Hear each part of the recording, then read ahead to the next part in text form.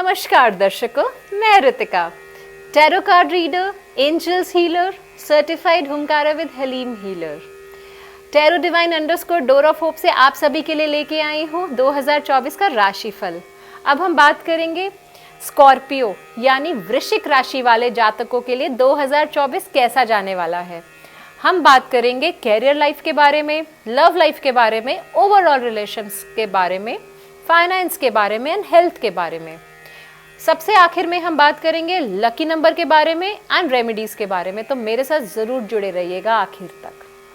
अब हम शुरुआत करते हैं हमारे करियर लाइफ के बारे में। तो हम अगर करियर लाइफ में क्या क्या होने वाला है ध्यान से सुनिएगा। कैरियर लाइफ में ऐसा दिख रहा है कि हमारा 6 ऑफ कप्स आया है, हमारा एस ऑफ कप्स है, 8 ऑफ पेंटिकल्स है। तो हमें ये कह रहा है कि हम जिस भी किसी पुराने जानने वाले के साथ अगर हम कोई बिज़नेस शुरू करना चाहते हैं, बिज़नेस में रिलेशनशिप, मतलब जब हम बिज़नेस शुरू होंगे तो रिलेशनशिप भी फॉर्म होगा। तो अगर शुरुआत करना चाहते हैं जिसके लिए हम मेहनत कर रहे हैं इतने टाइम से, हम कर सकते हैं। किसी भी पुराने कलीग हो, कोई ऑफिशियल प्राइवेट जॉब में है, गवर्नमेंट जॉब में है, उनके साथ भी एक अच्छा रिलेशनशिप बना के हमें रखना चाहिए ताकि हम आगे हम काम में हमें सफलता मिले, हम और स्किलफुल बने। लेकिन ये सब तभी होगा जब हम राइट कनेक्शन से जुड़ेंगे, तो इस चीज़ का ध्यान रखिएगा। आगे हम बात करते हैं लव लाइफ के बारे में। तो लव लाइफ तो मुझे बहुत अच्छी दिख रही है और लव लाइफ में मुझे ऐसा भी दिख रहा है जिन लोगों को ऑलरेडी अफेयर में है और आगे शादी करने का सोच रहे हैं, तो this is the best time to get into the marriage.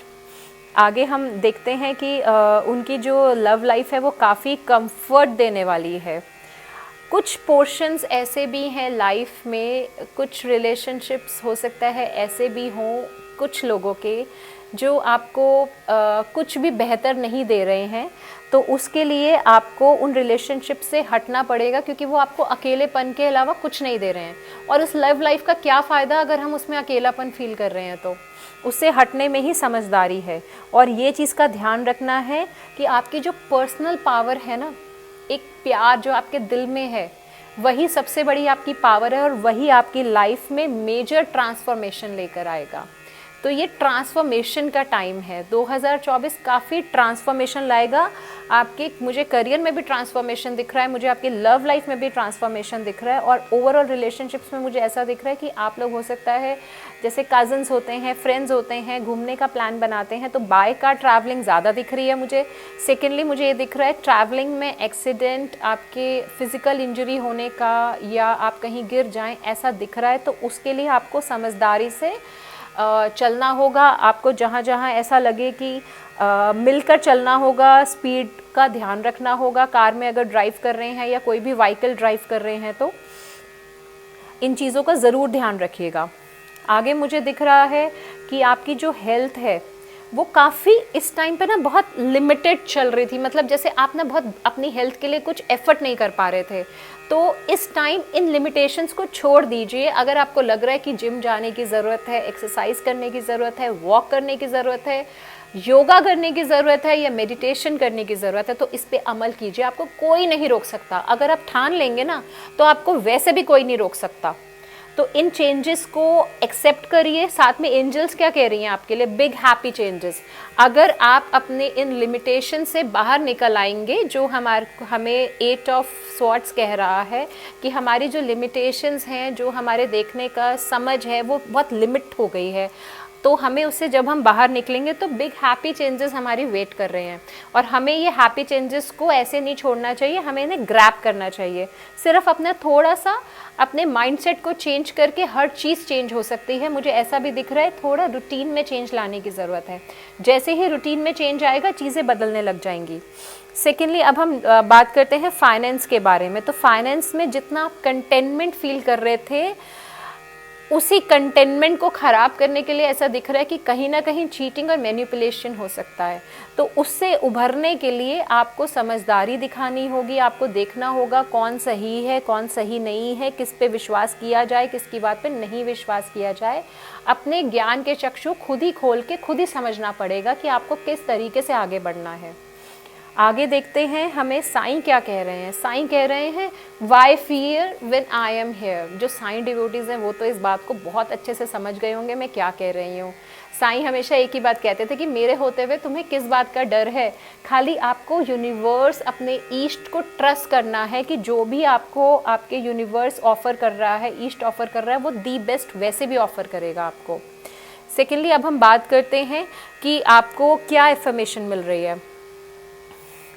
I am listening to my heart, making the right choices and I trust in the universe। जो भी आपको ये इस एफर्मेशन को नोट कर लीजिए। मैं फिर से रिपीट कर देती हूँ, I am listening to my heart, making the right choices, I trust in the universe. जब हम ये एफर्मेशन को रोज़ सुबह उठ के बोलेंगे तो डेफिनेटली हमारी ज़िंदगी में तो कुछ तो अच्छा होगा ही होगा। आगे हम बात करते हैं हमारे लकी नंबर के बारे में।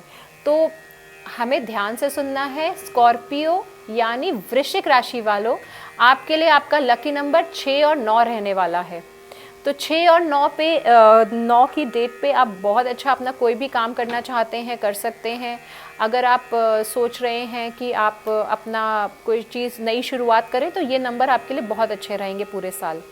इसके अलावा आप जो रेमेडीज़ रहेंगी वो थर्सडे की बहुत रहेंगी आपके पास रेमेडीज़। जो ब्राउन काऊ है उसको थर्सडे को आप फीड कर सकते हैं। उसके अलावा आप थर्सडे के दिन स्टडी मटेरियल लेके ब्राह्मण या बच्चों को भी गिफ्ट कर सकते हैं, डोनेट कर सकते हैं।